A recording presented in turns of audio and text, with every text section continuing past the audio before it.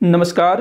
मैं हेमंत बघेल आप सभी का बहुत बहुत स्वागत करता हूं अपने इस YouTube चैनल में। आज के इस वीडियो में हम लोग डिस्कस करने वाले हैं 2012-13 में CGPSC की प्रारंभिक परीक्षा में छत्तीसगढ़ सामान्य अध्ययन से पूछे गए प्रश्नों पर। तो जितने भी क्वेश्चन लिए हैं सभी जो है CGPSC 2012-13 में पूछा गया था, प्लस ये जो क्वेश्चन है ना आगे भी रिपीट होते गए हैं, मतलब कि उसी रूप में नहीं, थोड़े से चेंज कर करके CGPSC जो है इन प्रश्नों को दोबारा भी पूछता है। तो अभी जो आने वाले समय में CGPSC की जो प्रारंभिक परीक्षा होने वाली है उसके लिए ये सारे क्वेश्चन काफी इंपॉर्टेंट हो सकते हैं। तो आप लोग वीडियो को एंड तक जरूर देखिएगा और क्वेश्चंस को सॉल्व करने की भी कोशिश करिएगा और कमेंट करके बताइएगा कि आपसे कितने क्वेश्चन सॉल्व हुए। तो चलिए हम लोग वीडियो को स्टार्ट करते हैं। सबसे पहला क्वेश्चन लेते हैं। तो पहला क्वेश्चन यहां है कि छत्तीसगढ़ में निम्न मराठा सूबेदार नियुक्त हुए थे। तो देखो, हमारे छत्तीसगढ़ राज्य में मराठों ने अपना अधिकार कर लिया था और शुरू के कुछ वर्षों में जो मराठा शासक थे वो सीधे शासन कर रहे थे, लेकिन आगे चल करके मराठा शासकों ने सूबेदार नियुक्त करना शुरू कर दिया। क्या करते थे? छत्तीसगढ़ को नीलाम किया जाता था। जो भी सर्वाधिक राजस्व वसूल करके देने का वायदा करता उसको छत्तीसगढ़ की सूबेदारी प्रदान कर दी जाती थी। तो ऐसे ही जो है हमारे छत्तीसगढ़ राज्य में सूबेदार नियुक्त हुए। यहाँ कुछ सूबेदारों के नाम दिए हुए हैं, तो आपको जो है इनको बताना है कि क्रम क्या है। हाँ, इनका क्रम निर्धारित करना है। तो देख लेते हैं कौन कौन से सूबेदार थे। तो पहला बोल रहा है केशव गोविंद विट्ठल राव दिनकर, महिपत राव और ब्योंकोजी गोपाल। तो इनमें से जो सबसे पहले आया वो था आपका महिपत राव, ये सबसे पहले आया। उसके बाद आता है विट्ठल राव दिनकर, ये दूसरे नंबर में आया। इसके बाद आपका आएगा ये केशव गोविंद, ये तीसरे नंबर में आएगा। उसके बाद जो चौथा नंबर है वो चौथा वाला ब्योंकोजी गोपाल। तो आपका आंसर क्या होना चाहिए? 3 2 1 4, 3 2 1 4। तो कूट में आप लोग देख लीजिएगा 3 2 1 4 कहां पर है। तो ये जो है ना 3 2 1 4 ऑप्शन ये आप लोगों का सही आंसर होगा। तो जितने भी मराठा सूबेदार थे उनका आपको ना कालक्रम याद रखना बहुत जरूरी है। CGPSC इस टाइप से प्रश्न पूछता है और कुछ सूबेदार प्रमुख है जिनके समय में कुछ महत्वपूर्ण घटनाएं घटित हुई थी, तो वहां से प्रश्न पूछा जाता है। बाकी इनकी जो क्रोनोलॉजी है वो काफी इंपॉर्टेंट है। अगला क्वेश्चन देखते हैं। निम्न में से किस ब्रिटिश अधिकारी ने छत्तीसगढ़ की राजधानी रतनपुर से रायपुर स्थानांतरित किया था? तो ये क्वेश्चन भी ना कई बार पूछा गया है, चाहे वो PSC हो या फिर व्यापम हो। तो क्या था कि सन 1818 में जब तृतीय आंग्ल मराठा युद्ध होता है और मराठे जो है बुरी तरह से हार जाते हैं, क्योंकि हमारा छत्तीसगढ़ राज्य नागपुर के भोसले शासकों के अधीन आता था। तो यहां क्या होता है 1818 में नागपुर की का जो राज्य होता है ना उसको अंग्रेज अपने नियंत्रण में ले लेते हैं कुछ वर्षों के लिए। तो हमारा छत्तीसगढ़ भी अंग्रेजों के नियंत्रण में चला जाता है और अंग्रेज क्या करते हैं, हमारे छत्तीसगढ़ में ब्रिटिश अधीक्षक नियुक्त करना शुरू कर देते हैं। तो यहां पर पूछ रहा है कि किस ब्रिटिश अधिकारी ने छत्तीसगढ़ की राजधानी रतनपुर से रायपुर स्थानांतरित की? देखो, पहले जो है हमारे छत्तीसगढ़ राज्य की राजधानी रतनपुर हुआ करती थी जो कलचुरियों के समय, फिर जब मराठे आए तो उस समय भी रतनपुर ही सेंटर हुआ करता था। हालांकि रायपुर में कलचुरी शाखा स्थापित हो गई थी, लेकिन मराठों के समय तक जो राजधानी थी वो रतनपुर थी। और जब अंग्रेज यहां पर आए उस समय भी शुरुआत के कुछ वर्ष रतनपुर ही राजधानी रही, लेकिन बाद में फिर रतनपुर से राजधानी रायपुर स्थानांतरित की गई। तो आपको उस ब्रिटिश अधिकारी का नाम बताना है जिसने रतनपुर से रायपुर राजधानी स्थानांतरित की। तो वो था मेजर एगन्यू, जो कि सन 1818 में हमारे छत्तीसगढ़ का ब्रिटिश अधीक्षक नियुक्त हुआ था। ये दूसरे नंबर का ब्रिटिश अधीक्षक था। सबसे पहला था कैप्टन एडमंड, लेकिन इसकी कुछ ही समय में मृत्यु हो जाती है। तो एगन्यू को छत्तीसगढ़ का ब्रिटिश अधीक्षक नियुक्त किया जाता है और इसने क्या किया, राजधानी रतनपुर से रायपुर स्थानांतरित की और तब से जो है रायपुर ही हमारे छत्तीसगढ़ क्षेत्र की राजधानी रही है। हालांकि जिस समय छत्तीसगढ़ मध्य प्रदेश का अंग हुआ करता था या फिर CP एंड बरार का अंग हुआ करता था। तो उस समय रायपुर राजधानी तो नहीं थी, लेकिन इस क्षेत्र का जो हमारा जो छत्तीसगढ़ क्षेत्र है उसका एक प्रमुख नगर हुआ करता था रायपुर। तो ध्यान रखेंगे इस चीज को। तो रायपुर जो है प्रशासन का केंद्र कब बना, तो इस मेजर एगेन्यू के टाइम पर बना, लगभग 1818 के आसपास। अगला क्वेश्चन है, जनवरी 1858 में रायपुर में हुए सिपाही विद्रोह का नेता कौन था। बहुत ही बढ़िया क्वेश्चन है और ये क्वेश्चन भी कई बार रिपीट हो चुका है। तो जनवरी 1858 में देखो, इस समय तक ना शहीद वीर नारायण सिंह जी, उनको जो है मृत्यु दंड दे दिया गया था 10 दिसंबर 1857 में। तो वीर नारायण सिंह जी की शहादत से प्रेरित होकर के हमारे छत्तीसगढ़ के अन्य लोग भी आंदोलन करते हैं, और ऐसा ही एक आंदोलन जो है जनवरी 1858 में देखने को मिलता है रायपुर में। ये जो है सिपाही विद्रोह के रूप में था। तो इसका नेता कौन था ये आप लोगों को बताना है। तो वीर नारायण सिंह जी तो नहीं हो सकते, गेंद सिंह, ये तो 1825 में जो परलकोट विद्रोह हुआ था वहां पर ये शहीद हुए थे। सुरेंद्र शाह ये जो है संबलपुर के थे।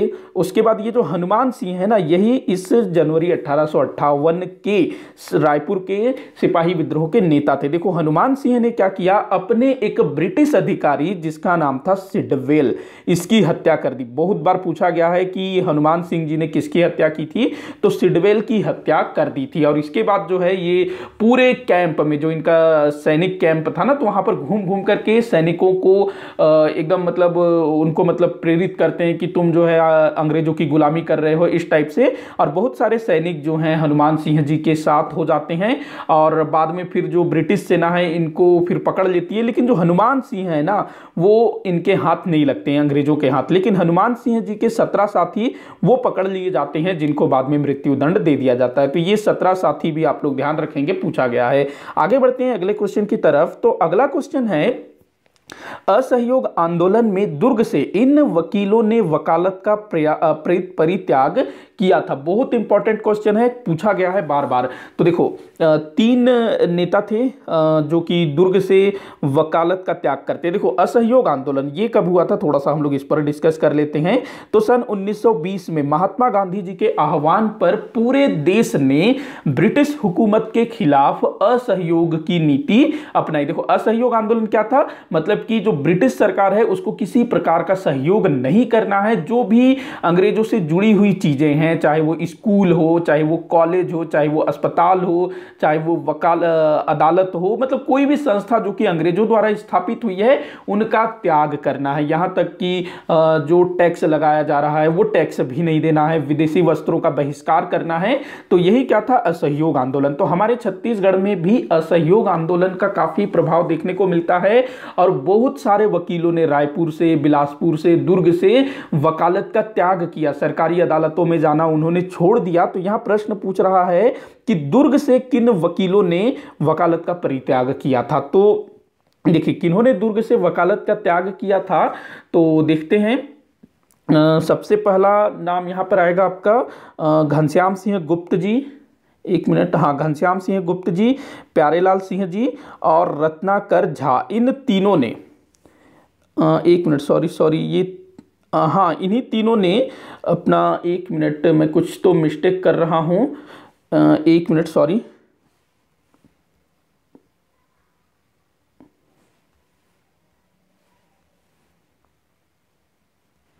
माफी चाहूंगा, मैं थोड़ा सा कंफ्यूज हो गया था। तो यहां पर ना दुर्ग से जिन्होंने वकालत का परित्याग किया था, तो यहां पर घनश्याम सिंह गुप्त जी, उसके बाद प्यारेलाल सिंह जी और रत्नाकर झा, इन तीनों ने जो है यहां से जो है वकालत का त्याग किया था। यहां ब हो जाएगा। अच्छा, यहां पर एक चीज ध्यान रखेंगे, जो प्यारेलाल सिंह है ना, ये राजनांदगांव से थे। तो अगर राजनांदगांव देता है तो वहां पर आप लोग प्यारेलाल सिंह टिक कर सकते हो। बाकी चूंकि जो राजनांदगांव था वो एक रियासत था, और जो सरकारी अदालतें थी ना वो दुर्ग में थी। तो जो प्यारेलाल सिंह जी हैं वो दुर्ग के अदालत से संबंधित थे। तो ठाकुर प्यारेलाल सिंह जी ने यहां से जो है वकालत का परित्याग किया था। अगर ये भी आंसर सही हो सकता है, 2 और 4 भी, अगर ये यहाँ नहीं होंगे। तो यहाँ पर आंसर क्या हो जाएगा, 2, 3 और 4। सीजीपीएससी ने यही आंसर लिया है, 2, 3 और 4। आगे बढ़ते हैं, अगला क्वेश्चन देखते हैं। सुमेलित कीजिए, तो आपको जोड़ी मिलाना है। अच्छा, ये जो क्वेश्चन है ना, ये सीजीपीएससी 2012-13 में पूछा गया था, सभी क्वेश्चन पूछे गए थे 2012-13 में। तो ये वाला क्वेश्चन विलोपित हो गया था। क्यों विलोपित हुआ था? क्योंकि सीजीपीएससी ने ऑप्शन गलत दे रखे थे। ये तो ठीक था, लेकिन ऑप्शन उसने जो है गलत दिया हुआ था। तो देख लेते हैं। तो पहला एक तरफ दिया हुआ है छत्तीसगढ़ में हुए जंगल सत्याग्रह, और दूसरी तरफ उसकी तिथि दी हुई है। तो पहला बोल रहा है तमोरा जंगल सत्याग्रह। तो तमोरा जंगल सत्याग्रह ये कब हुआ था? तो देखते हैं। तमोरा जंगल सत्याग्रह ये हुआ था आपका सितंबर 1930 में, तमोरा जंगल सत्याग्रह। उसके बाद जो अगला हुआ था रुद्री नवागांव जंगल सत्याग्रह, ये कब हुआ था? तो अगस्त 1930 में। कब? अगस्त 1930 में। उसके बाद मोहबना जंगल सत्याग्रह ये हुआ था जुलाई 1930 में। उसके बाद जो गट्टासिली जंगल सत्याग्रह है ये हुआ था 1 जून 1930 में। मतलब इसका जो आंसर हो जाएगा वो आपका जो है 4, 3, 2, 1, मतलब उल्टा हो जाएगा। तो ये जितने भी जंगल सत्याग्रह थे ये सविनय अवज्ञा आंदोलन के समय में हुए थे, जो कि 1930 में हुआ था। महात्मा गांधी जी ने नमक कानून तोड़ करके इस आंदोलन की शुरुआत की थी। और हमारे छत्तीसगढ़ में इसी समय जो छत्तीसगढ़ के जो ग्रामीण लोग थे, जो वन क्षेत्र में निवास करते थे, उन्होंने जंगल कानून को तोड़ करके इस सत्याग्रह को किया था। तो ऑप्शन हम लोग देख लेते हैं 4, 3, 2, 1। तो ये जो ब है ये आप लोगों का राइट आंसर हो जाएगा। तो 1930 में ना और भी जंगल सत्याग्रह हुए थे, तो आप लोग सभी को देखिएगा, क्योंकि इस टाइप से क्वेश्चन पूछता ही पूछता है। अगला क्वेश्चन देखते हैं। कबीरधाम जिले में किस खनिज के भंडार हैं? तो कबीरधाम जिला जिसका पूर्व में नाम कवर्धा भी था, तो इसमें किस खनिज के भंडार है? तो लौह अयस्क के भंडार यहाँ पर जो है पाए गए हैं। तो ये आप लोग ध्यान रखेंगे। बाकी जो टीन है ना, ये बस्तर क्षेत्र में, और कोयला की जहाँ बात आए तो आपको कोरबा, फिर उधर कोरिया, सरगुजा, उस तरफ जो है कोयला काफ़ी मिलेगा। और चूना पत्थर जो है मध्य छत्तीसगढ़ में, जो रायपुर हो गया, दुर्ग, बलौदा बाजार, इस तरफ चूना पत्थर पर्याप्त मात्रा में पाया जाता है। तो कबीरधाम में लौह अयस्क के भंडार प्राप्त हुए हैं। अगला क्वेश्चन देखते हैं। भारत की संविधान निर्माण सभा में छत्तीसगढ़ के निम्न व्यक्ति ब्रिटिश क्षेत्र से निर्वाचित हुए थे। देखो ये क्वेश्चन भी बहुत ही बढ़िया क्वेश्चन है, ये भी मतलब कई बार पूछा जा चुका है। तो कौन कौन जो है अपना जो संविधान सभा, जो कि 1946 में गठित हुआ था संविधान सभा। देखो क्या था कि जो कैबिनेट मिशन आता है, फिर बोला जाता है कि भारतीय अपना संविधान खुद बना सकते हैं, तो फिर भारतीयों को संविधान बनाने का अधिकार दे दिया जाता है, और उसके लिए फिर चुनाव होता है कि संविधान सभा में कौन कौन से सदस्य होंगे। तो जनता जो है उनको चुनती है, और हमारे छत्तीसगढ़ के 3 नेता इस संविधान सभा के लिए निर्वाचित हुए थे। तो उन 3 सदस्यों का नाम आप लोगों को बताना है। तो एक तो थे पंडित सुंदरलाल शर्मा जी, दूसरे थे ठाकुर छेदीलाल जी, तीसरे थे घनश्याम सिंह गुप्त जी। तो ये तीनों जो हैं संविधान सभा के लिए निर्वाचित हुए थे। ई राघवेंद्र राव जी इसमें शामिल नहीं थे, ध्यान रखेंगे। तो क्या आपका आंसर हो जाएगा 1, 3, 4? ये आंसर हो जाएगा 1, 3, 4, मतलब कि ये द आपका राइट आंसर होगा। अच्छा, मैं यहाँ पर एक चीज क्लियर कर देना चाहता हूँ कि 2012-13 में जो सीजीपीएससी ने एग्जाम लिया था ना, तो उसमें ऑप्शन 5 दिया जाता था। 5 ऑप्शन होते थे, अ, ब, स, द, ई, इस तरह से। लेकिन यहाँ पर मैंने 4 ऑप्शन लिए हैं, क्योंकि अभी आने वाली जो परीक्षा है 14 फरवरी को, तो उसमें जो ऑप्शन है वो 4 होंगे, इसीलिए। अगला क्वेश्चन देखते हैं। 2011 की जनगणना के आधार पर राज्य का जनसंख्या घनत्व कितना है? तो राज्य का जनसंख्या घनत्व आपको बताना है। ये क्वेश्चन कई बार पूछा जा चुका है, और अब जो है नया जो जनगणना होगा तो उसके बाद फिर ये चेंज हो जाएगा। तो 189 मतलब 189 राज्य के जनसंख्या घनत्व है 2011 की जनगणना के आधार पर। वहीं 2001 के जनगणना के आधार पर 154 जनसंख्या घनत्व था। इसके अलावा आपको जो है जनसंख्या के संबंध में लिंगानुपात, साक्षरता दर, जनसंख्या कितनी है, ये सब कुछ भी आप लोगों को याद रखना जरूरी है। और जिला, सर्वाधिक जनसंख्या वाला जिला, सबसे कम जनसंख्या वाला जिला, जनजातीय जनसंख्या वाला जिला, इस टाइप से क्वेश्चन जो है पूछा जाता है। अगला क्वेश्चन क्वेश्चन देखते हैं, राज्य में कौन सा क्षेत्र कम वर्षा प्राप्त करता है? तो हमारे छत्तीसगढ़ का ऐसा कौन सा क्षेत्र है जो कम वर्षा प्राप्त करता है? तो देखो, पाट प्रदेश बोला जा रहा है, जो कि जसपुर सामरी पाट प्रदेश है ना, उस तरफ वाला क्षेत्र, इसमें अच्छी खासी बारिश होती है। बस्तर पठार, यहां पर भी ठीक ठाक बारिश होती है, लेकिन यहां कम वर्षा पूछ रहा है ना, तो बस्तर पठार में भी ठीक ठाक बारिश होती है, लेकिन ये जो मैकल पर्वत है ना, यहां पर वर्षा पर्याप्त मात्रा में नहीं हो पाती है, मतलब कि यहां पर कम वर्षा होती है।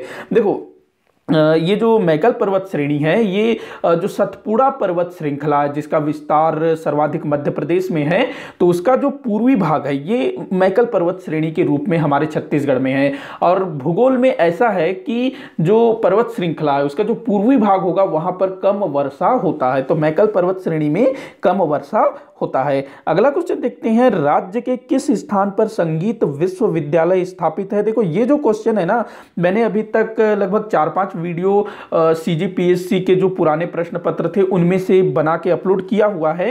तो ये जो संगीत विश्वविद्यालय है, इससे रिलेटेड काफी सारे क्वेश्चन पूछे गए हैं, किसने स्थापित किया, कब स्थापित किया, इस टाइप से। तो बहुत ज्यादा इंपॉर्टेंट है, आप लोग जो है ना इसके बारे में, मतलब कि जो इंदिरा कला संगीत विश्वविद्यालय है, इसके बारे में अच्छे से डिटेल से देख लीजिएगा। तो ये कहां पर स्थापित हुआ है? खैरागढ़ में। तो ध्यान रखेंगे, खैरागढ़, वहां के जो राजा थे उन्होंने अपनी बेटी इंदिरा के नाम पर, उसकी याद में, जो इंदिरा है उसको संगीत कला में काफी इंटरेस्ट था, काफी रुचि था, उसकी जो डेथ हो जाती है तो उसके पिता ने उसकी याद में इस विश्वविद्यालय की स्थापना की थी। और ये हमारे छत्तीसगढ़ ही नहीं, पूरे भारत ही नहीं, अपितु पूरे एशिया का पहला संगीत विश्वविद्यालय था। ध्यान रखेंगे आप लोग, जो है इससे रिलेटेड जो भी कॉलेज है, यहाँ पर कौन कौन से कोर्स चलाए जाते हैं, इसको आप लोग देख लीजिएगा। मैं कोशिश करूंगा आगे आने वाले वीडियोज में इससे रिलेटेड जानकारी आप लोगों को दो। खैरागढ़ से एक और चीज याद रखिएगा कि ये जो है 14 रियासतों में से एक था, और यहाँ पर ना 3 नदियों का संगम होता है, मुस्का, पिपरिया, और एक कौन सा नदी है, मुस्का, पिपरिया और आभनेर। इन 3 नदियों के संगम पर खैरागढ़ बसा हुआ है। तो इससे रिलेटेड कई सारे क्वेश्चन पूछे जाते हैं। और किस जिले में है? तो राजनांदगांव जिले में। अगला क्वेश्चन है, छत्तीसगढ़ राज्य में भादो अमावस्या के दिन कौन सा पर्व मनाया जाता है? देखो, हमारे छत्तीसगढ़ में जो भी पर्व मनाए जाते हैं, स्पेशली जो केवल छत्तीसगढ़ में मनाए जाते हैं ना, जो हमारे छत्तीसगढ़ के जो लोक पर्व हैं, वहां से काफी सारे क्वेश्चन पूछे जाते हैं। मैंने इस पर एक अलग से डिटेल में वीडियो बनाया हुआ है, आप लोग उसको देखिएगा। सारे जितने भी पर्व हैं ना, वो आपको आराम से याद हो जाएंगे और उसी में से पर्व वाले क्वेश्चन पूछे जाएंगे। तो भादो अमावस्या, देखो हमारे छत्तीसगढ़ में भादो ना भाद्रपद को बोला जाता है, भाद्रपद। तो भाद्रपद अमावस्या के दिन कौन सा त्योहार मनाया जाता है? तो देखो, हरेली, ये ना श्रावण अमावस्या के दिन मनाया जाता है, सावन अमावस्या के दिन। वही ये जो रक्षाबंधन है, ये सावन पूर्णिमा के दिन मनाया जाता है। और ये जो छेरछेरा है, ये पौष पूर्णिमा के दिन मनाया जाता है। अभी पौष पूर्णिमा आने वाला है, तो छेरछेरा का त्योहार आने वाला है। इसका मतलब बच गया पोला। यही पोला जो है भादो अमावस्या के दिन मनाया जाता है। पोला में क्या होता है, जो मिट्टी की बैल की मूर्तियां बनाई जाती है और उसकी पूजा अर्चना की जाती है। देखो, हमारे छत्तीसगढ़ के जो लोकल जो फेस्टिवल है ना, जैसे हरेली हो गया, पोला हो गया, इसके बाद जो छेरछेरा हो गया, तो ये जितने भी पर्व हैं, त्योहार हैं, ये सब के सब खेती किसानी से जुड़े हुए हैं। हरेली में क्या होता है, जो भी कृषि उपकरण हैं उनकी पूजा पाठ की जाती है। उसके बाद जो पोला होता है, इसमें मिट्टी का बैल बनाया जाता है और उसकी पूजा की जाती है, क्योंकि जो बैल है वो किसान के लिए बहुत महत्वपूर्ण चीज होता है ना। भले ही आज के समय में ट्रैक्टर आ गए हों, दुनिया भर की टेक्नोलॉजी आ गई है, लेकिन जो बैल जो है वो अभी भी किसान का साथी है, तो बैलों की पूजा की जाती है। तो ये आप लोग ध्यान रखिएगा, पोला भादो अमावस्या के दिन मनाया जाता है। अगला क्वेश्चन है, बरमकेला तहसील किस जिले में है? देखो, इस टाइप के क्वेश्चन भी पूछा जाता है कि ये तहसील कहां पर है, ये विकास खंड कहां पर है। वैसे बिल्कुल अनजान टाइप का चीज नहीं पूछेगा, जो थोड़ा सा फेमस होना उसको पूछेगा। तो बरमकेला तहसील कहां पर है? रायगढ़ जिले में है बरमकेला तहसील। तो आप लोग थोड़ा सा तहसील वगैरह देख लीजिएगा, जो खास खास तहसील हैं, जहां पर कोई स्पेशल पर्यटन स्थल है, कोई छोटा मोटा उद्योग है, या किसी विशेष रूप से वह तहसील जाना जाता है, विकास खंड किसी विशेष कारण से जाना जाता है। इसके अलावा जो नगर पंचायत है, नगर पालिका है, जो थोड़े से विशेष हों, उनकी स्थिति आपको याद रखना आवश्यक है कि वो किस जिले में पड़ता है। बाकी इनकी जो संख्या है बहुत ज़्यादा है, कि जैसे कि तहसील कितने हैं टोटल, अभी 174 कुछ हो गए हैं ना, 174 या 75 हो गए हैं। वहीं विकास खंड 146 है। तो इतने को आप लोग याद नहीं कर पाओगे, लेकिन कुछ खास खास हैं उनको आप लोग जरूर याद रखिएगा। आगे बढ़ते हैं, अगला क्वेश्चन देखते हैं। निम्न में से कौन सा जलप्रपात छत्तीसगढ़ के दक्षिण में स्थित नहीं है? देखिए बढ़िया क्वेश्चन यहां दिया हुआ है कि नीचे कुछ जलप्रपातों के नाम दिए हुए हैं, आपको बताना है कि इनमें से कौन सा जलप्रपात दक्षिण में स्थित नहीं है। दक्षिण में कौन सा क्षेत्र है? तो बस्तर संभाग है, अर्थात दंडकारण्य का पठार स्थित है। तो दंडकारण्य का पठार अथवा बस्तर क्षेत्र में कौन सी जलप्रपात नहीं है, ये आप लोगों को बताना है। तो देख लेते हैं। तो चित्रधारा जलप्रपात ये बस्तर क्षेत्र में है, बस्तर जिला में आता है। उसके बाद जो सात धारा जलप्रपात है ये भी बस्तर क्षेत्र में। ये कांगेर धारा जलप्रपात ये ना अपना जो कांगेर घाटी राष्ट्रीय उद्यान है ना बस्तर जिले में, तो वहां पर है। बाकी ये जो अमृत धारा जलप्रपात है ये दक्षिण में नहीं है। ये कहां पर है?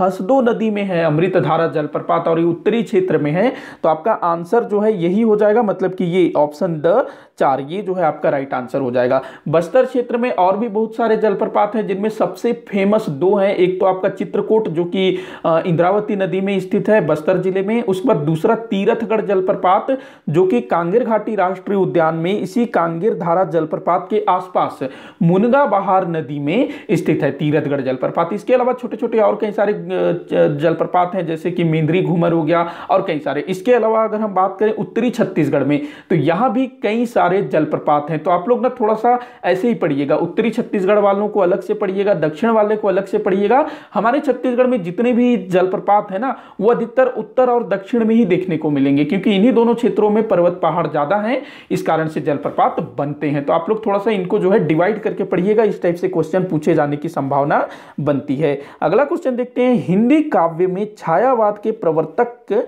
छत्तीसगढ़ के कौन से कवि थे? तो देखो हमारे छत्तीसगढ़ से ना एक कवि थे जो कि पूरे हिंदी साहित्य में, मतलब छत्तीसगढ़ के लिए नहीं, पूरे हिंदी साहित्य में छायावाद के प्रवर्तक के रूप में जाने जाते हैं। तो कौन थे वो? मुकुटधर पांडे।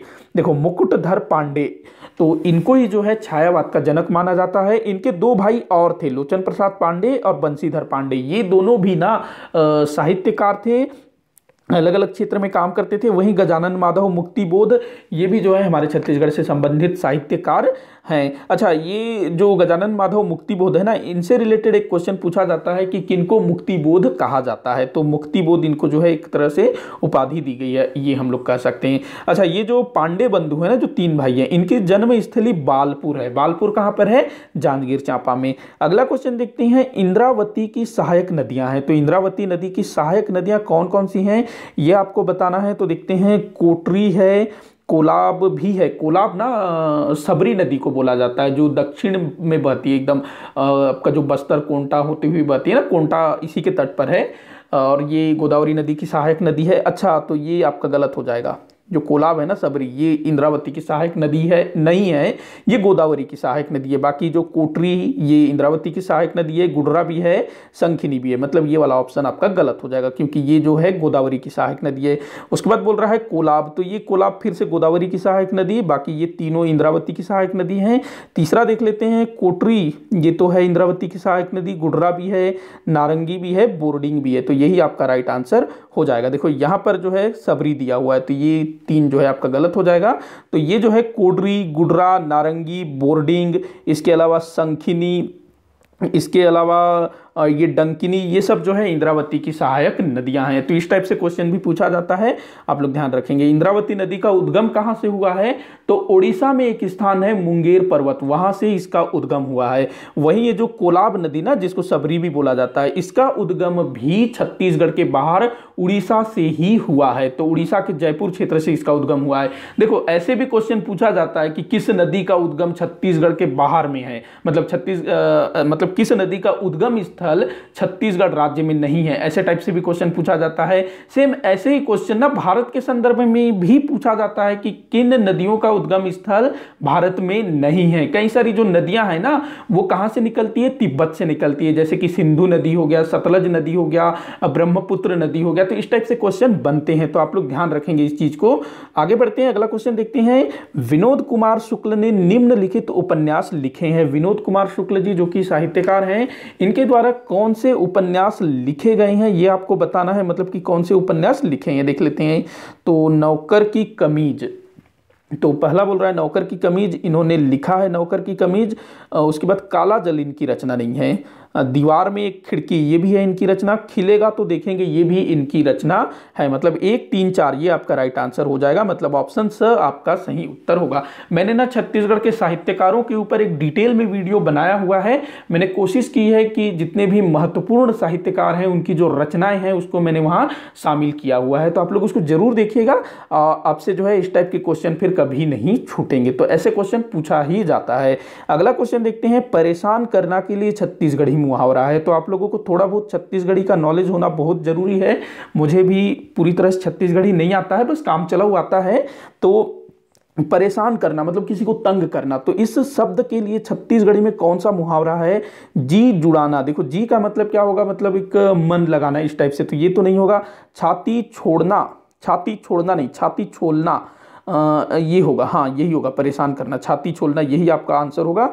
बाकी आंसू ढारना, चुकुआ के रहना ये नहीं है। ये जो छाती छोलना यही आपका राइट आंसर है परेशान करना के लिए छत्तीसगढ़ी मुहावरा। छाती मतलब सीना, मतलब कि सीने में छीलना, इस टाइप से कुछ इसका अर्थ निकलेगा। मैं सही अर्थ आपको नहीं बता पा रहा हूँ, माफी चाहूंगा, लेकिन इसका जो मुहावरा है यही छाती छोलना होगा परेशान करना के लिए। अगला क्वेश्चन है। राज्य में किस जनजाति का संकेंद्रण सर्वाधिक है? मतलब हमारे छत्तीसगढ़ राज्य में सर्वाधिक जनसंख्या किस जनजाति की है? तो देखो जो मुरिया जनजाति है ये बस्तर क्षेत्र में इसका संकेंद्रण बहुत ज्यादा है। उरांव भी एक महत्वपूर्ण जाति है लेकिन जनसंख्या में उतनी अधिक नहीं है। कमार जनजाति भी ये गरियाबंद क्षेत्र में ज्यादा मिलती है। वहीं अगर पूरे छत्तीसगढ़ की बात करें तो गोंड जनजाति सर्वाधिक जनसंख्या में हमारे यहाँ निवास करती है। तो ये ध्यान रखेंगे।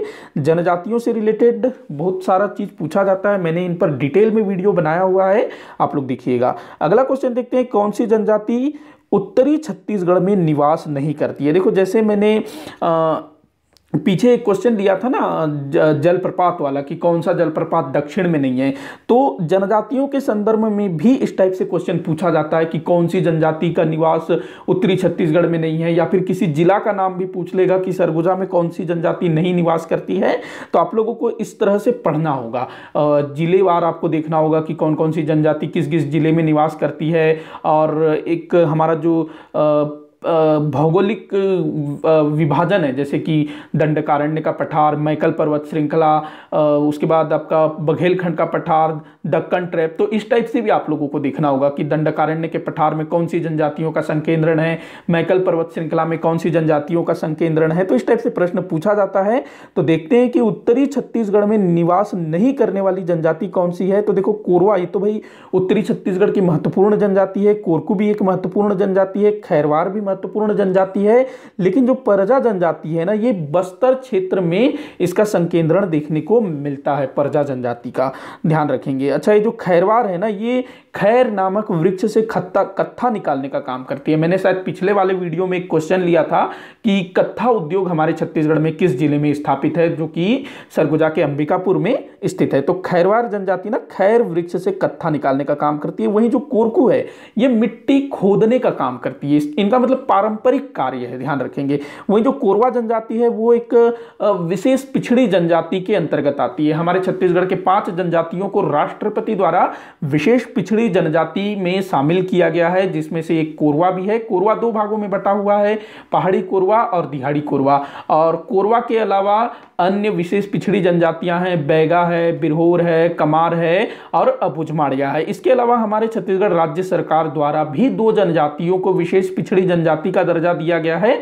पंडो और भुजिया। तो ये सब भी पूछा जाता है, ध्यान रखेंगे। अगला क्वेश्चन देखते हैं, छत्तीसगढ़ के कौन से नेता कभी भी केंद्रीय मंत्रिमंडल का हिस्सा नहीं थे? देखो इस टाइप से प्रश्न भी बनता है तो आपको देखना होगा। तो ये लगभग 7-8 नेता हैं जिन्होंने केंद्र में मंत्री पद प्राप्त किया था। इसके अलावा एक और क्वेश्चन पूछा जाता है कि हमारे छत्तीसगढ़ के कौन कौन से नेता थे जो मध्य प्रदेश के मुख्यमंत्री रह चुके हैं। पिछले किसी वीडियो में मैंने ये क्वेश्चन लिया था। तो देखते हैं हमारे छत्तीसगढ़ के कौन कौन से नेता केंद्रीय मंत्रिमंडल के हिस्सा, अच्छा कौन से नेता केंद्रीय मंत्रिमंडल का हिस्सा नहीं थे, मतलब कोई एक जो है नहीं था, बाकी 3 थे। तो देखिए विद्याचरण शुक्ल जी ये केंद्रीय मंत्रिमंडल रह चुके हैं। अरविंद नेताम ये भी थे। रमन सिंह जी जो कि हमारे छत्तीसगढ़ राज्य के दूसरे मुख्यमंत्री थे और लगभग ये 3 बार मुख्यमंत्री रहे हैं। भूपेश बघेल जी से पहले यही मुख्यमंत्री थे। तो ये ना मुख्यमंत्री बनने से पहले केंद्र में मंत्री हुआ करते थे, केंद्रीय मंत्री हुआ करते थे अटल बिहारी वाजपेयी की सरकार में। तो ध्यान रखेंगे इस चीज को। बाकी जो महेंद्र कर्मा जी हैं ये कभी भी केंद्रीय मंत्रिमंडल का हिस्सा नहीं थे, ध्यान रखेंगे। और इनकी हत्या कब हुई थी? तो जो बस्तर का जो सुकमा क्षेत्र है ना, जो दरभा घाटी, वहां पर जो झीरम घाटी है वहां पर नक्सली हमला में महेंद्र कर्मा जी मारे गए थे। तो ये भी आप लोगों को ध्यान रखना है। झीरम घाटी कहां पर है? दरभा क्षेत्र में है। आगे बढ़ते हैं, अगला क्वेश्चन देखते हैं।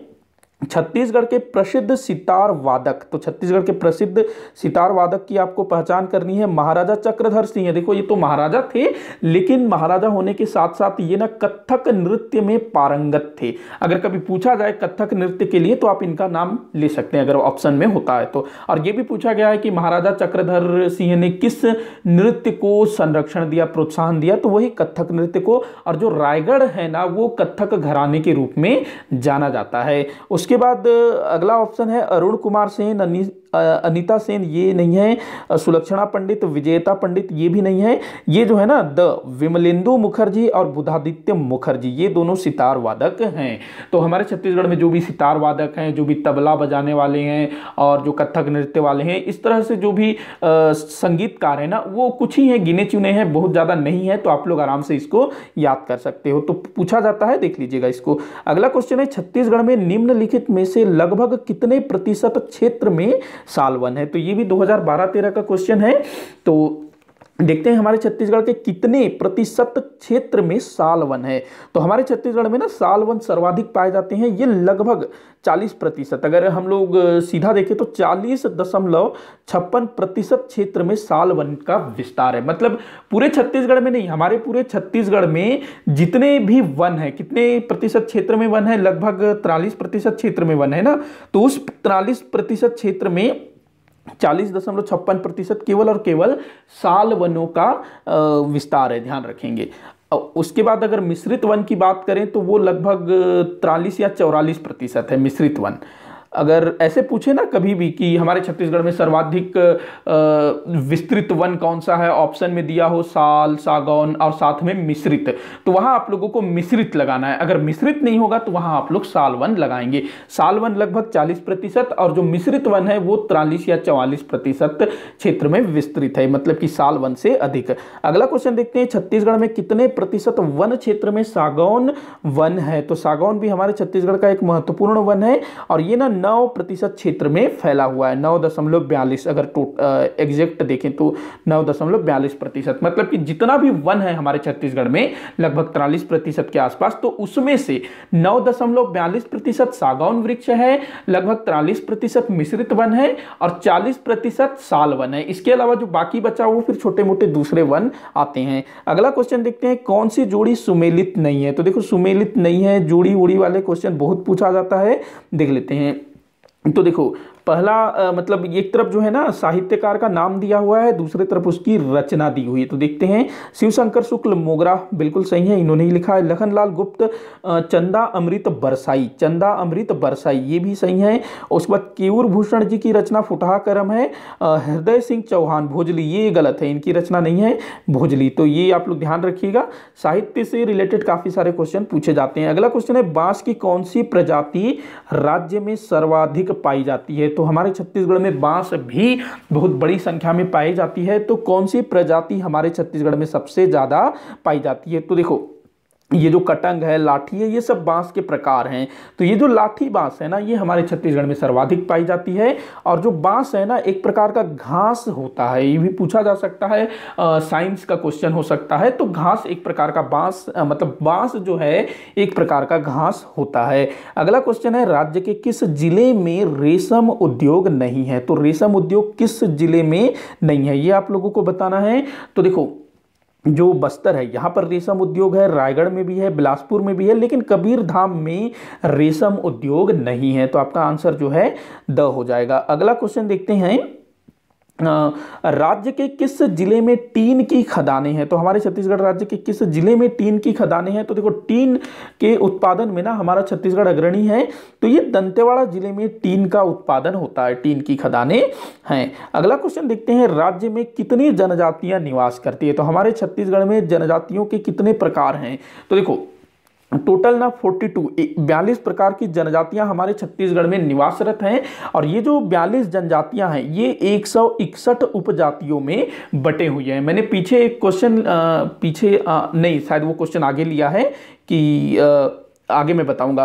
तो हमारे छत्तीसगढ़ में टोटल 42 जनजातियां हैं और ये 161 उपजातियों में बटी हुई है। मतलब कि जैसे गोंड जनजाति है ना, जो हमारे छत्तीसगढ़ की सबसे अधिक जनसंख्या वाली जनजाति है, तो गोंड की बहुत सारी उपजातियां हैं। तो वो जो उपजातियां हैं ना, या फिर कहें उपसमूह या उपशाखाएं, तो उनकी संख्या 161 है। और वैसे देखें तो जातियों की संख्या जो है 42 है, लेकिन ये जो 42 जातियां हैं ये 161 उपजातियों में बटी हुई है। तो इसको आप लोग याद रखेंगे। अगला क्वेश्चन देखते हैं, रायपुर जिले के अंतर्गत कौन एक विकास खंड नहीं है? तो देखो, हमारे छत्तीसगढ़ में कितने विकास खंड हैं? 146 विकास खंड है। जब हमारा राज्य गठित हुआ था ना 1 नवंबर सन 2000 में, तो उस समय भी 146 विकास खंड ही थे और अभी भी 146 विकास खंड है। लेकिन जो तहसील हैं वो उस समय 98 थे और अभी बढ़ करके 150 से भी ऊपर चले गए हैं ना, 174-75 हो गया है। लेकिन जो विकास खंड है, ब्लॉक हैं, वो अभी भी 146 के 46 ही है। तो इसको आप लोग ध्यान रखेंगे। तो रायपुर जिले का कौन एक विकास खंड नहीं है? तो धरसींवा, ये रायपुर जिले में एक विकास खंड है। उसके बाद आपका जो आरंग, ये भी एक विकास खंड है रायपुर जिले के अंतर्गत। तिल्दा भी है। एक और विकास खंड है अभनपुर, जो रायपुर जगदलपुर मार्ग में है ना, अभनपुर, वो भी एक विकास खंड है। लेकिन जो रायपुर है ना, वो विकास खंड नहीं है। ध्यान रखेंगे, रायपुर विकास खंड नहीं है। रायपुर जो क्षेत्र है ना, रायपुर क्षेत्र, वो धरसींवा विकास खंड के अंतर्गत आता है। अलग से रायपुर विकास खंड नहीं है। ध्यान रखेंगे इस चीज को। और रायपुर जिले में मात्र 4 विकास खंड, धरसींवा, आरंग, तिल्दा और अभनपुर। और रायपुर किस विकास खंड के अंतर्गत आता है? तो धरसींवा विकास खंड के अंतर्गत आता है। अगला क्वेश्चन है, भारतीय मानक समय रेखा राज्य के निम्न जिलों से होकर के गुजरती है। तो भारतीय मानक समय रेखा मतलब कि इंडियन स्टैंडर्ड टाइम, जिसको IST बोला जाता है ना, जो इलाहाबाद के नैनी नामक स्थान से गुजरती है। तो ये हमारे छत्तीसगढ़ के किन जिलों से होकर के गुजरती है? एक मिनट, क्या दिया है? अच्छा, किस जिले से नहीं गुजरती है, ये होना था मेरे ख्याल से। भारतीय मानक समय रेखा राज्य के निम्न जिलों से होकर गुजरती है। ये थोड़ा सा मैंने प्रश्न यहाँ पर गलत कर दिया, किस जिले से होकर नहीं गुजरती है, इस टाइप से होना था, क्योंकि जो 3 जिले दिख रहे हैं वहां से होकर के तो गुजरती है। कोरबा से गुजरती है, महासमुंद से भी गुजरती है, जांजगीर चांपा से भी गुजरती है, लेकिन रायगढ़ से ये नहीं गुजरती है। इसके अलावा ये ना और भी कई सारे जिलों से होकर के गुजरती है, तो आप लोग देख लीजिएगा, जैसे कि सूरजपुर हो गया, कोरिया हो गया। तो ये सबसे भी आगे बढ़ते हैं। अगला क्वेश्चन देखते हैं, भू आविष्ठित जिले हैं। तो देखो, भू आविष्ठित जिले, मैंने ना छत्तीसगढ़ के जिलों के गठन के संबंध में एक वीडियो बनाया था, उसमें मैंने भू आविष्ठित जिलों के विषय में भी अच्छे से बताया हुआ है। अगर अभी तक आप लोगों ने उस वीडियो को नहीं देखा है तो उसको आप लोग जरूर देखिएगा।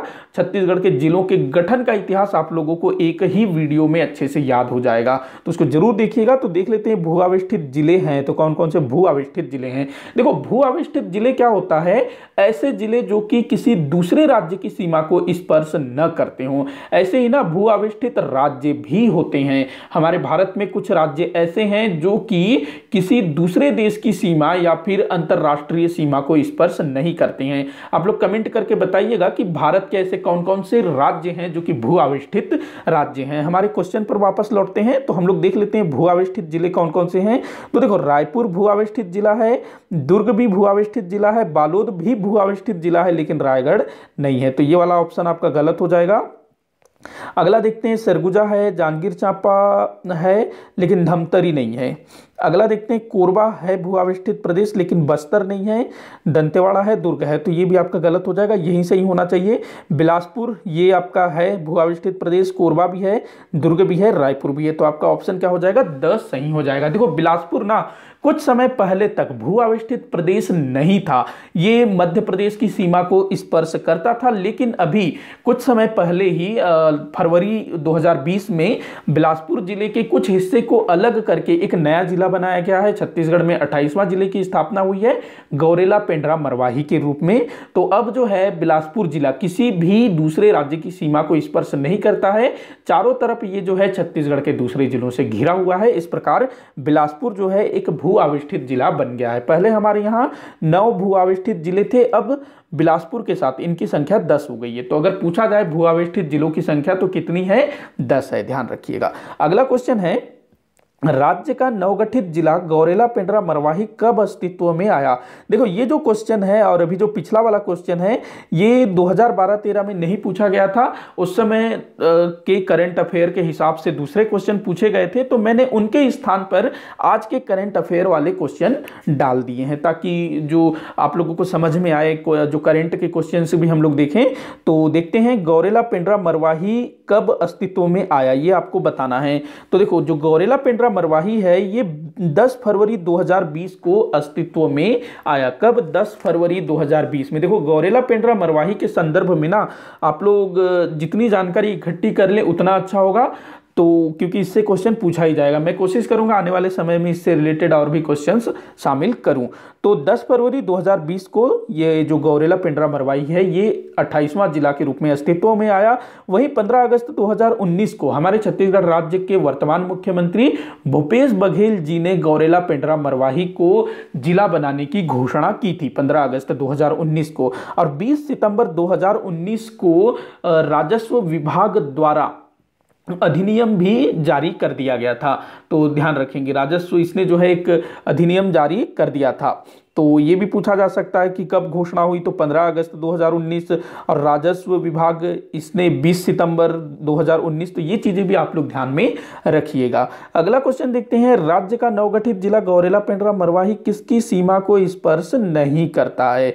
तो देखो, किसकी सीमा को स्पर्श नहीं करता है, तो कोरिया इसके उत्तर में है जिसको ये स्पर्श करता है, कोरबा इसके पूर्व में है जिसको ये स्पर्श करता है, उसके बाद जांजगीर चांपा को ये स्पर्श नहीं करता है, मध्य प्रदेश की सीमा से लगा हुआ है। देखो, अगर हम लोग बात करें गौरेला पेंड्रा मरवाही के चारों तरफ कौन कौन से क्षेत्र हैं, तो उत्तर में आपका कोरिया हो गया, पूर्व में कोरबा हो गया, उसके बाद नीचे आपका बिलासपुर हो गया, और इधर साइड में मुंगेली, और इधर मध्य प्रदेश। तो ये इन 5 जगहों से घिरा हुआ है, 4 जिले और 1 राज्य। अगला क्वेश्चन देखते हैं, 34वां क्वेश्चन। आज थोड़ा सा मैं वीडियो जो है ना थोड़ा सा लंबा हो जाएगा क्योंकि कई सारी अलग चीजें भी मैं बताता जा रहा हूं। अगला क्वेश्चन है, राज्य सर्वाधिक जिलों से घिरे जिले कौन सा है। क्या? अच्छा, मतलब कि राज्य का सर्वाधिक जिलों से घिरे जिले कौन से हैं, मतलब कि हमारे छत्तीसगढ़ के ऐसे जिले कौन से हैं जो कि सर्वाधिक जिलों से घिरे हुए हैं, छत्तीसगढ़ के ही जिलों से। तो देखते हैं, रायपुर और दुर्ग। रायपुर और दुर्ग, अगर हम लोग रायपुर की बात करें तो ये किन किन जिलों से घिरा हुआ है, एक तरफ आपका बालोद है, दुर्ग है, धमतरी है, गरियाबंद है, और महासमुंद बलौदाबाजार। तो लगभग ये 6 जिलों से घिरा हुआ है। लेकिन हमारे छत्तीसगढ़ में ना 2 ऐसे जिले हैं जो कि 7 जिलों से घिरे हुए हैं। तो सीधा हम लोग आंसर देख लेते हैं। एक है कोरबा। कोरबा जो है ना गौरेला, पेंड्रा, मरवाही को स्पर्श करता है, बिलासपुर को स्पर्श करता है, जांजगीर चांपा को स्पर्श करता है, रायगढ़ को स्पर्श करता है, सरगुजा को स्पर्श करता है, सूरजपुर को स्पर्श करता है और कोरिया को भी स्पर्श करता है। मतलब कि ये 7 जिलों को स्पर्श करता है। अभी जो गौरेला, पेंड्रा, मरवाही बना तब, नहीं तो इससे पहले ये सिर्फ और सिर्फ 6 जिलों को स्पर्श करता था। इसके अलावा जो दूसरा जिला है वो है बलौदाबाजार। बलौदाबाजार जिला ये किन किन जिलों को स्पर्श करता है? तो मुंगेली, उसके बाद बिलासपुर, उसके बाद जांजगीर चांपा, फिर रायगढ़, फिर महासमुंद, उसके बाद रायपुर और उसके बाद बेमेतरा। इन 7 जिलों को स्पर्श करता है बलौदाबाजार। तो हमारा आंसर क्या हो जाएगा? कोरबा और बलौदाबाजार, ये जो है 7 जिलों को स्पर्श करते हैं। तो पूछा जा सकता है, ध्यान रखेंगे, ये भी करंट का ही क्वेश्चन बनेगा। अगला क्वेश्चन है विशेषणात्मक शब्द है, तो ये 2012-13 का ही क्वेश्चन है। तो विशेषणात्मक शब्द कौन सा है ये आप लोगों को बताना है। तो यहाँ छत्तीसगढ़ी शब्द दिया हुआ है, पार, डार, झन और बर, विशेषणात्मक शब्द। तो जो झन है ना, ये विशेषणात्मक शब्द है। देखो छत्तीसगढ़ी से संबंधित कई सारे प्रश्न पूछे जाते हैं, लगभग 8, 10 या 12 क्वेश्चन भी पूछा जाता है। ये सी सेट में पूछा जाता है, तो इसको आप लोग देखिएगा। अगला क्वेश्चन देखते हैं, डांड देना का क्या अर्थ है? डांड देना, तो इसका क्या अर्थ होता है? तो इसका सीधा सीधा मैं बता देता हूं आंसर, जुर्माना देना। मतलब कि आपने कुछ गलती की और उसके लिए आपको जुर्माना भरा, तो उसको छत्तीसगढ़ी में क्या बोलेंगे? डांड देना। यहाँ आवाज देना, ऐलान करना, ये सब दिया है, ये गलत है। जुर्माना देना इसका सही अर्थ होगा। अगला क्वेश्चन है, खोतली क्या है? खोतली, छत्तीसगढ़ी में खोतली किसको बोला जाता है? तो ये आप लोगों को बताना है। बोतल का ढक्कन नहीं, गलत है ये। संतरा का छिलका, ये भी नहीं है। इमली का बीज, ये भी नहीं है। नारियल का जो सख्त हिस्सा होता है ना, अंदर वाला, नारियल के जो सख्त हिस्से के अंदर में वो नरम वाला हिस्सा होता है, वो आप लोग खा लेते हो, लेकिन उसके बाद जो सख्त वाला जो हिस्सा बचता है उसी को बोला जाता है खोतली। ध्यान रखेंगे। अगला क्वेश्चन है, कौशल्या माता का मंदिर कहाँ स्थित है? कई बार ये पूछा गया क्वेश्चन है, बहुत सारे लोगों को इसका आंसर पता भी होगा। चंद्रखुरी में कौशल्या माता जी का मंदिर है। वहीं जो आरंग है, इसको मंदिरों की नगरी बोला जाता है। बाकी जो राजिम है, ये महानदी, पैरी और सोंढूर नदियों के संगम पर बसा हुआ है और यहाँ पर जो है माघ पुन्नी का मेला लगता है। अभी आने वाले माघ महीने में मेला लगेगा। अगला क्वेश्चन देखते हैं, कौन सा युग्म असंगत है? तो एक तरफ छत्तीसगढ़ी शब्द दिया हुआ है और दूसरे तरफ हिंदी अनुवाद दिया हुआ है। तो देखते हैं, धुर्रा, धूल, तो छत्तीसगढ़ी में धूल को धुर्रा बोला जाता है, तो ये भी सही है। असंगत, असंगत मतलब जो गलत है वो आपको बताना है, तो ये सही है। रापा जो है फावड़ा को बोला जाता है, ये भी सही है। फरिया थाली, ये गलत है। थाली ना, इसको थारी बोलेंगे। थाली को जो है ना थारी बोलेंगे। लबारी, झूठ, जो झूठ है उसको लबारी बोलेंगे। अगला क्वेश्चन देखते हैं, छत्तीसगढ़ राज्य गठन से लेकर अब तक कितने नए जिलों का गठन हो चुका है? तो ये भी मैंने करंट को देख करके बनाया है क्वेश्चन। तो छत्तीसगढ़ राज्य गठन से लेकर अब तक कितने नए जिलों का गठन हो चुका है? तो हमारे छत्तीसगढ़ राज्य का गठन कब हुआ? 1 नवंबर सन 2000 को। और उस समय कितने जिले थे? 16 जिले थे। और अभी कितने जिले हैं? तो 28 जिले हो गए हैं। तो आपको बताना है कि राज्य गठन से लेकर के अभी तक कितने नए जिलों का गठन हुआ है। तो आप लोग इसको माइनस कर दोगे तो अपना आंसर आ जाएगा कितना? 12। तो ये आप लोगों का राइट आंसर हो जाएगा द। देखो, सबसे पहले 2007 में बीजापुर और कौन सा जिला बनाया गया? बीजापुर और नारायणपुर जिला बनाया गया, तो ये 2 हो गए। उसके बाद 2012 में 9 जिले अस्तित्व में आए। उसके बाद अभी 2020 में 1 जिला अस्तित्व में आया। तो कितना हुआ? 9 और 2 11, 11 और 1 12। तो आपका जो 12 आंसर हो जाएगा। तो ऐसे क्वेश्चन के लिए भी आप लोगों को तैयार रहना है। वैसे इस टाइप का क्वेश्चन आप लोग आराम से सॉल्व कर सकते हो। अगला क्वेश्चन देखते हैं, राज्य का नवगठित जिला गौरेला, पेंड्रा, मरवाही में कितने तहसील है? तो यहाँ पर ना केवल 3 तहसीलें हैं, यही गौरेला, पेंड्रा, मरवाही, ये तीनों तहसील हैं। अगला क्वेश्चन देखते हैं, औंठ कितने को कहते हैं? औंठ, तो ये छत्तीसगढ़ी शब्द है औंठ।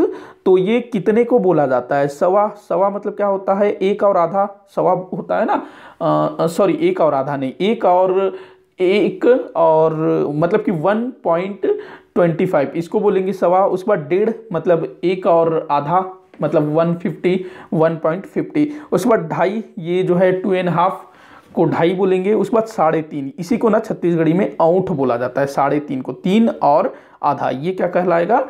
ऊंट 3.5। वैसे हिंदी में 3.5 को कुछ नहीं बोला जाता है ना, 3.5 ही होता है, 1.5 उसके बाद फिर 2.5, लेकिन ये जो 3.5 है इसको ऊंट बोला जाता है छत्तीसगढ़ी में। और 1.5 को 1.5 ही बोला जाएगा, 2.5 को 2.5 ही बोला जाएगा, 1.25 को 1.25 ही बोला जाएगा। वही पौना, पौना किसको बोलते हैं?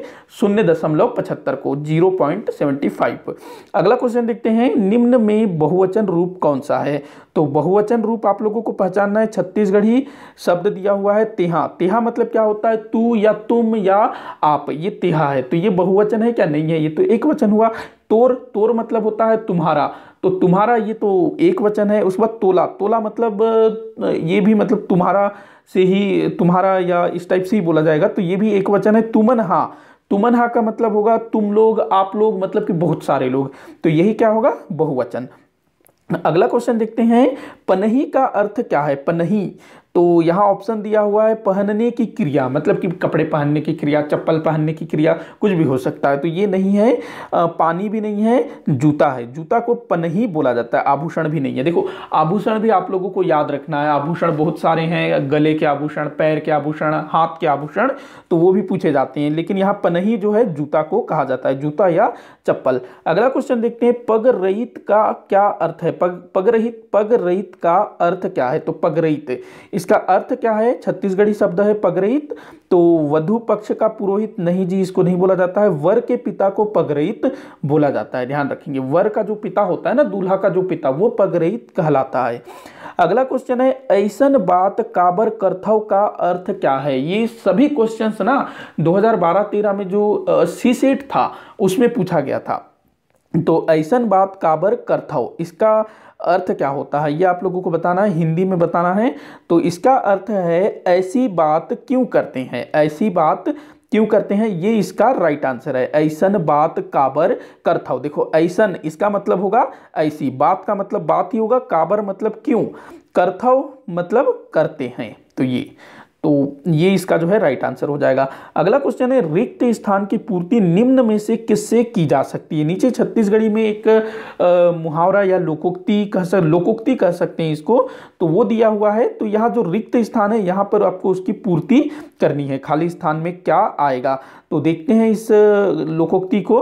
तो देखिए, जैसन घर द्वार तैसन खाली स्थान, जैसन दाई ददा तैसन लड़का। देखो जैसन मतलब होता है जैसा, जैसा, उसके बाद घर मतलब घर, द्वार मतलब द्वार, तैसन मतलब तैसा, जैसा, जैसा, तैसा। तो देखो जैसा घर द्वार, ये ना वैसा होगा, हाँ ये वैसा होगा, ये ना वैसा, वैसा, जैसा वैसा।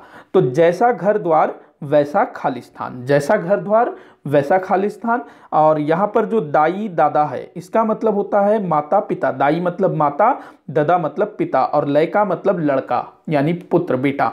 तो जैसा घर द्वार वैसा खाली स्थान, जैसे माता पिता वैसे उनके बच्चे, तो ये बोला गया है। तो खाली स्थान में क्या आ सकता है? देखते, छानही, छानही मतलब छत होता है। चौका मतलब जो बैठने की जो चौकी होती है ना, जो विशेष करके जिसका प्रयोग किचन में किया जाता है, तो किचन को भी चौका बोला जाता है छत्तीसगढ़ी में। तो ये उसके बाद पसैया मतलब पता नहीं क्या बोला जाता है, मुझे नहीं मालूम। फरीका, फरीका मतलब होता है दरवाजा। तो यहाँ पर जो आंसर लिया गया है ना, इसी फरीका को आंसर लिया गया है, मतलब कि जैसा घर द्वार वैसा दरवाजा, ऐसा इसका अर्थ निकलेगा। तो पीएससी ने इसी को आंसर लिया है, तो हम भी उसी को आंसर लेंगे। अगला क्वेश्चन है, रायपुर में ब्रिटिश काल में स्थापित विक्टोरिया गार्डन स्वतंत्रता प्राप्ति के पश्चात किस नाम से जाना गया? तो देखो हमारे छत्तीसगढ़ के जो राजधानी है वहां पर ब्रिटिश काल में एक विक्टोरिया गार्डन हुआ करता था, और आगे चल करके इसका नाम परिवर्तित किया गया, जो कि वर्तमान में मोती बाग के नाम से जाना जाता है। मोती बाग के नाम से, ये ना आपके जो घड़ी चौक है ना उसी के आसपास में, जो घड़ी चौक के पास जो डीकेएस हॉस्पिटल है उसी के अगल बगल में ये है मोती बाग। तो आप लोग देखिएगा इसको अगर वहां जाते हैं तो। यही पहले विक्टोरिया गार्डन के नाम से जाना जाता था। अगला क्वेश्चन है, संयम शुक्ला किस खेल से संबंधित है? संयम शुक्ला कोई खिलाड़ी है, तो खिलाड़ी और वो किस खेल से संबंधित है, ऐसे क्वेश्चन भी पूछा जाता है। साथ ही साथ इनको जो सम्मान प्राप्त हुआ है, पुरस्कार प्राप्त हुआ है, और अगर कोई खिलाड़ी जिसने किसी दूसरे देश में जाकर के किसी खेल में भाग लिया है, किसी प्रतियोगिता में, तो ये भी आप लोग ध्यान में रखेंगे। तो जो संयम शुक्ला है ये बैडमिंटन प्लेयर है, ध्यान रखेंगे। अगला क्वेश्चन है जो कि इस वीडियो का आखिरी क्वेश्चन है, नहीं एक और क्वेश्चन है। तो 50वां क्वेश्चन देखते हैं, राज्य का 14वां नगर निगम किस जिले में है। तो ये करंट का क्वेश्चन है। तो राज्य का 14वां नगर निगम किस जिले में स्थापित हुआ है। तो ये दुर्ग जिले में स्थापित हुआ है। देखो जो भिलाई नगर निगम है ना, उसी के कुछ क्षेत्र को अलग करके रिसाली नामक एक नए नगर निगम की स्थापना की गई है। नाम याद रखेंगे, रिसाली। ये दुर्ग जिले के ना, सॉरी दुर्ग नहीं, जो भिलाई नगर निगम है जो कि दुर्ग जिले का ही है, तो वहां के 13 वार्डों को अलग करके रिसाली नगर निगम बनाया गया है, और उन 13 वार्डों को भी अलग अलग वार्डों में विभाजित किया जाएगा।